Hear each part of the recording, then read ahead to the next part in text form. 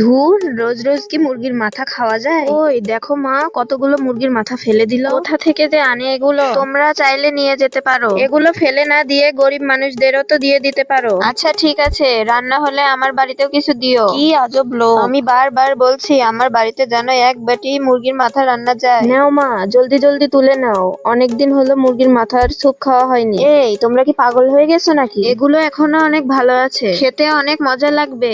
এগুলো তো নষ্ট হয়ে গেছে, খেলে তো পেট খারাপ করবে। ধুর, আমার কাজে আমি চলে যাই। মা, তুমি কারোর কথায় কান দিও না, সবগুলো তুলে নাও। তারপর তুমি যদি আম খেয়ে থাকো তাহলে ভিডিওতে একটি লাইক দিবে, আর যদি লিচু খেয়ে থাকো তাহলে সাবস্ক্রাইব করো। আর তুমি কোন ক্লাসে পড়ো অবশ্যই কমেন্ট করে জানাবা। চলো মা, এগুলো বাসায় নিয়ে যাই, তারপরে ভালোভাবে পরিষ্কার করতে হবে। তোমরা তো জানো মুরগির মাথাগুলো ভালো করে রান্না করলে কত মজা হবে। তাই মুরগির মাথা রান্না করতে যতগুলো ইনগ্রেডিয়েন্টস লাগে সবগুলো ইনগ্রেডিয়েন্টস দিয়ে ভালোভাবে রান্না করতে হবে। রান্নাটা সত্যি অনেক মজা হয়েছে, তাই তো দেখছি খেতে অনেক টেস্ট হয়েছে।